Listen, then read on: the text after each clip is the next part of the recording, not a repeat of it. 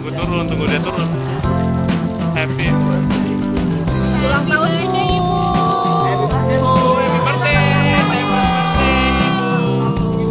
Happy birthday. Panjang umur Bu. Sehat-sehat Ibu.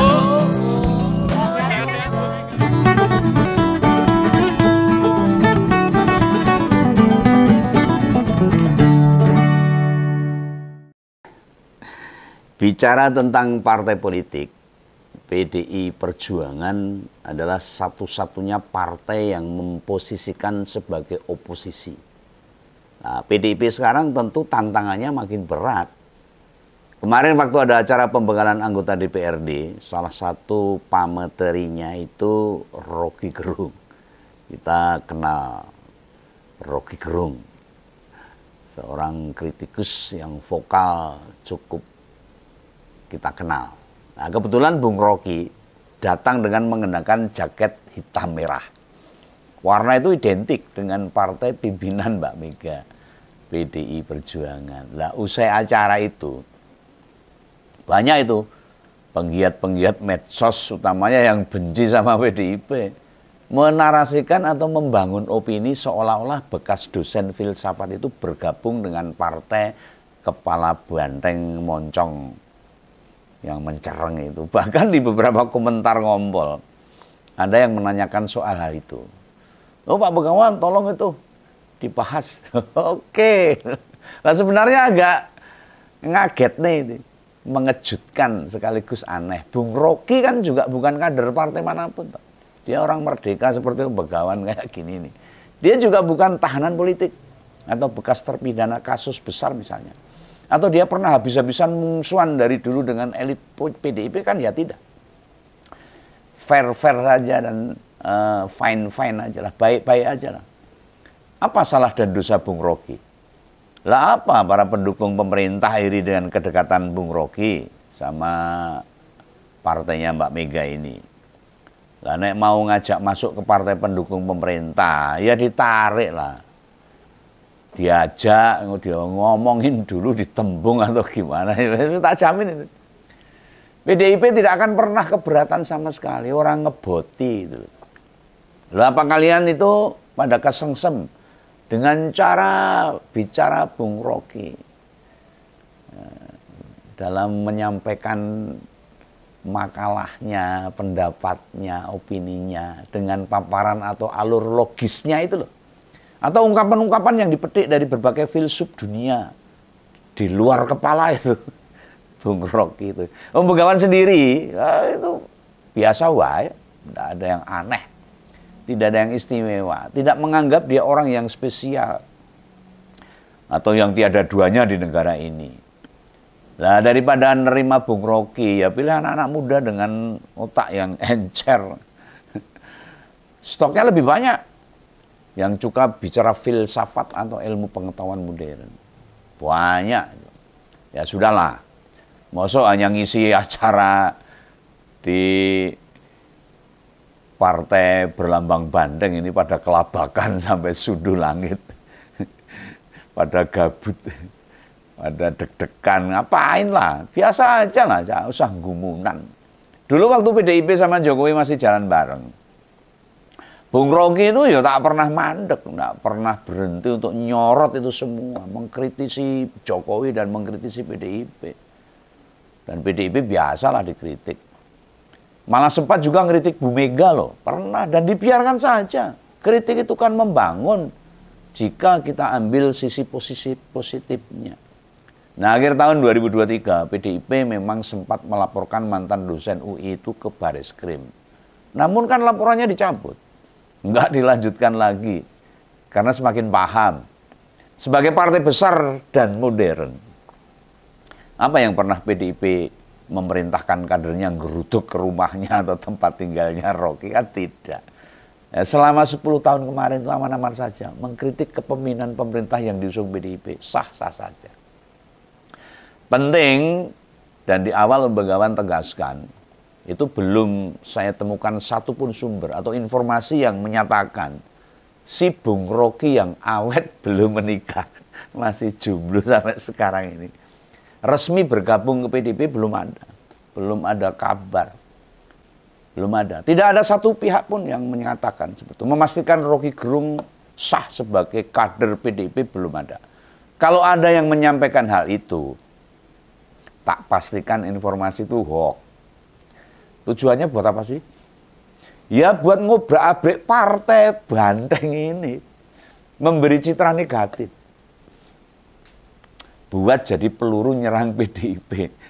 Ya akhirnya ketebak banget lah orang-orang yang membangun narasi begituan. Kan banyak tuh haters-hatersnya PDIP, haters-hatersnya Mbak Mega, banyak. Orang macam Bung Rocky Gerung ini, atau Pak Refli Harun, atau mungkin Pak Said Didu, Bang Abraham Samad, serta yang lainnya, kayaknya akan tetap berada di luar partai. Ya kayak Begawan gini ini tetap di luar partai. Jadi orang merdeka dan ngomongnya lost doll, remblong gitu loh. Tapi nggak memfitnah, tidak mengadu domba, tetap dalam jalur-jalur fakta yang kita sampaikan.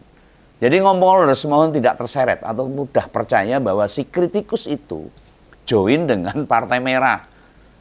Ya menurut Begawan ini Indonesia itu butuh orang-orang independen begitu yang selalu bersuara keras ke pemerintah. Itu tidak masalah, negara demokrasi dilindungi undang-undang. Ya kayak zaman PDIP berkuasa 10 tahun kemarin itu loh. Dan Om Begawan sempat ngebahas tudingan Rocky Gerung, kalau tidak salah itu satu hal saja lah. Ya, apa ya, sepanjang kritikan itu masuk akal, nggak masalah. Tidak masuk kategori fitnah lah, atau hujatan, caci maki, apalagi adu domba. Ya silahkan saja kalau mau ngeritik, nggak apa-apa. Ya, nggak mau 1000 episode ngompol. 1 bulan lagi ngompol 1000 episode, silakan tunggu aja. Kita ini belum pernah kok secara khusus buat topik tentang Profesor Refli Harun misalnya. Belum pernah membuat topik tentang Pak Said Didu atau Seniman Sujiwo Tejo dan lainnya. Ya mereka kan yang sering juga melontarkan kritik. Termasuk acara ILC yang dipimpin di hosi Pak Karni Elias itu. Paling yang beberapa kali tak bahas. Ya levelnya itu ya kalau yang Om Begawan bahas ya kayak Sugi Nur, Bambang Tri, kemudian ada novel Pak Mukmin. Yang kelasnya bukan kritikus, mereka asal benci aja, asal nyerang aja. Nah balik ke soal Bung Rocky Gerung. Mengapa ada pihak-pihak yang menarasikan seolah-olah dia yang rutin muncul itu disambung-sambungkan ke PDIP? Ya harapannya memang beneran masuk partai lah. Kayak didorong-dorong gitu.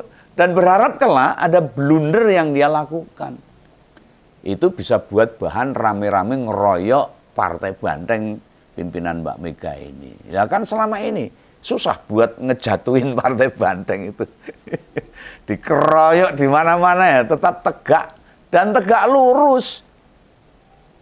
Iya. Tetap kuat, tegar.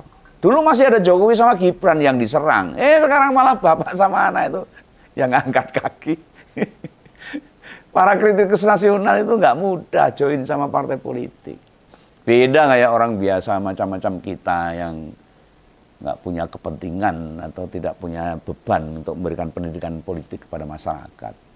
Yang punya jiwa vokal untuk mengkritisi kepemerintahan. Lah jadi kader atau petinggi partai itu ada konsekuensinya loh, ada tanggung jawabnya loh, dan ada batasan-batasan. Ada ikatan yang membuat kita mesti berhati-hati bicara. Kalau kritikus vokal seperti Om Begawan ini bahaya kalau ada di partai. Makanya bila ada yang nyebut Om Begawan kadernya PDIP, yo kaget saya. Enggak, sekarang Om Begawan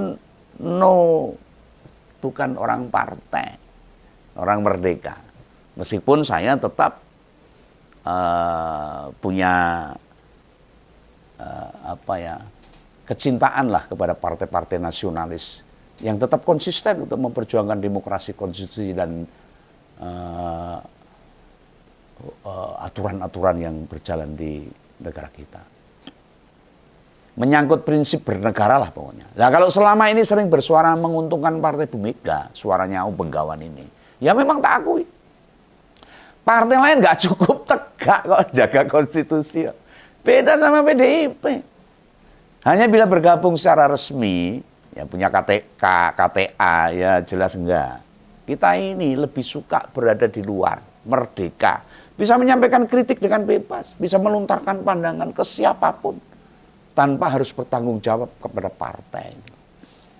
Tapi tak ulangi, jangan mengadu domba, jangan memfitnah, macam-macam lah. Harus sesuai dengan data, fakta yang ada, yang akan kita sampaikan. Jadi orang partai itu nggak mudah. Jadi kader partai orang gampang, Pong. Harus berjuang menjaga nama baik partai dan lain sebagainya. Di sisi lain, begawan yang tidak punya keinginan. Nah, buat jadi wakil rakyat secara formal enggak. Jadi wakil rakyat non formal itu wis seneng banget begawan. Bisa menyampaikan apa saja lah. Bisa menyambung aspirasi rakyat. Ya nanti kita sampaikan pada wakil rakyat di Senayan atau di parlemen-parlemen di daerah, nggak apa-apa. Apa itu wakil rakyat non formal? Seperti begawan. Ya kayak sekarang ini sering menyuarakan keresahan rakyat. Menyampaikan unek-unek rakyat melalui konten-konten ngompol itu. Yang dialami wong cilik, biar para elit politik itu mendengarkan, ngerungokke. Bukan itu saja yang lebih tak kejar. Bagaimana melakukan pendidikan politik kepada masyarakat. Biar kita makin dewasa, biar melek politik masyarakat tidak ditipu, tidak dihapusi para politisi. Pengetahuan politik itu sangat penting bagi masyarakat untuk mengembangkan cara-cara berdemokrasi di masyarakat. Nah, soal ini kadang membedakan dengan apa yang dibangun sama Bung Rocky Gerung dan kawan-kawannya. Mereka benar berada di luar pemerintah, hanya saja kadang-kadang tuh kritikannya mengabaikan tentang kepantasan, itu aja. Soal budaya, perkara etik, dan itu terserah masing-masing orang, bebas. Nah ini yang tak sampaikan, sudut pandangku sendiri loh. Makanya waktu Bung Rocky ngisi acara di PDIP, akhirnya itu jadi bahan gorengan masyarakat, gorengan publik, terutama haters-hatersnya PDIP dan haters-hatersnya Mbak Mega. Dan juga Pak Mas Rocky Gerung sendiri, sesuatu yang coba dimainkan sama buzzer-buzzer pemerintah. Mereka juga ada yang bilang loh, wah apa di PDIP sudah krisis kader toh, kok narik Bung Rocky Gerung. Sehingga perlu mendatangkan Rocky Gerung, ngapain itu PDI Perjuangan? Tidak usah pada sok tahu lah. Dan mau siapapun yang diminta ngisi pembekalan, ya biar urusan internal partai masing-masing. Kita yang berada di luar kan hanya bisa bicara saja, nggak bisa ikut memutuskan siapa yang layak. Dan soal pembekalan anggota legislatif partai itu hampir dijalankan di semua partai, semua parpol lah.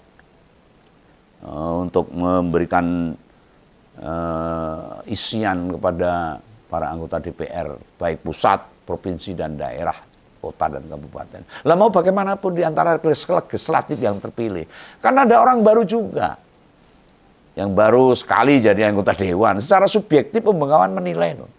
Dihadirkannya Bung Rocky Gerung itu memberi sudut pandang yang tidak kayak biasanya. Dan bagi partai khususnya PDI Perjuangan, supaya masyarakat, supaya para anggota legislatif tidak punya merasa takut. Ada sebuah keberanian untuk menjaga kredibilitas partai dan juga menjaga marwah anggota DPR sendiri sebagai lembaga untuk pengawasan bagi jalannya pemerintahan. Tidak hanya itu. Dengan latar belakang pandangan-pandangan soal filsafat, itu berguna sekali sebagai bekal anggota dewan dalam membangun sikap kritis mereka. Nah sekarang ini loh, kan belum pelantikan kepala daerah.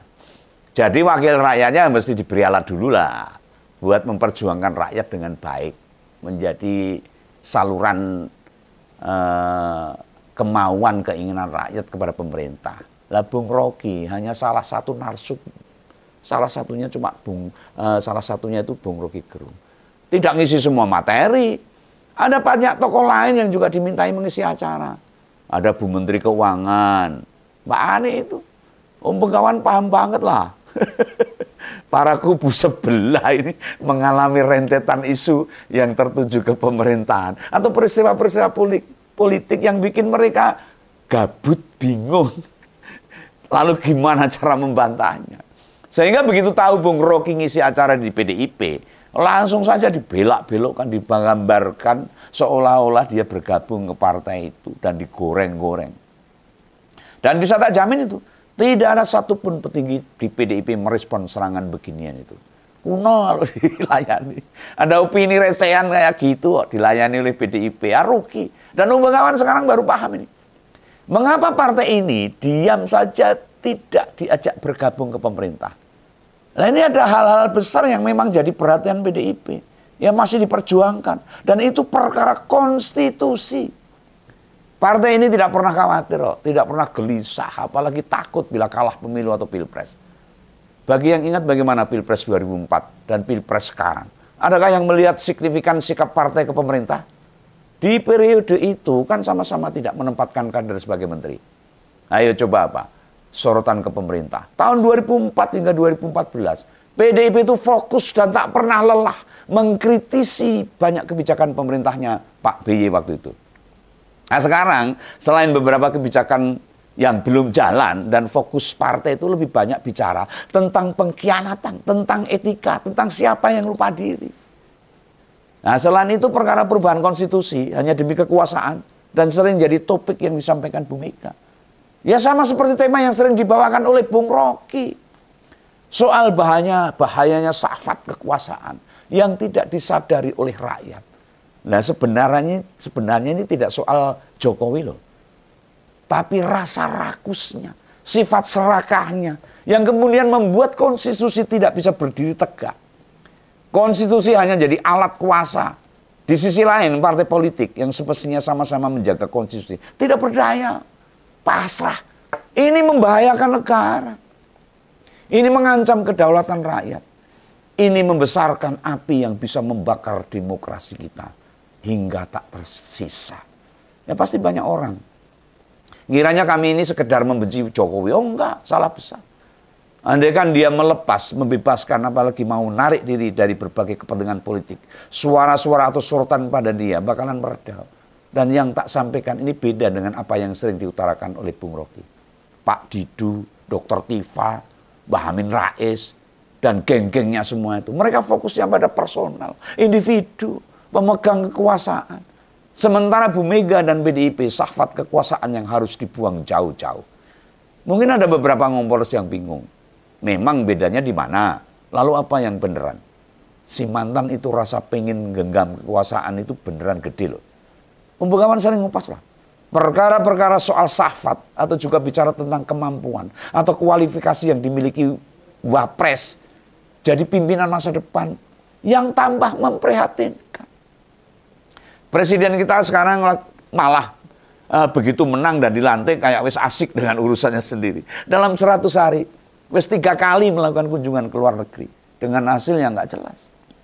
Dia seolah-olah hanya pengen dikenal oleh pemimpin dunia negara lain. Ya itu sih sebenarnya penting, tapi harusnya urusan dalam negeri itu dibereskan dulu. Banyak masalah-masalah. Nah gimana? Lawang minta para menteri dan kepala daerah itu aja untuk memangkas perjalanan dinas luar negeri. Lah kok presidennya malah dolan ke luar negeri. Lah kok repot itu namanya. Ya memang kalau punya presiden sing hanya nyari status, bukan beneran mau ngebantu rakyat, kan repot sekali. Ini mana? Kita tunggu aja apa sikap pemerintah untuk terus memperjuangkan bagi kesejahteraan masyarakat. Yang penting Bung Rocky Gerung belum bergabung dengan PDIP. Itu ya.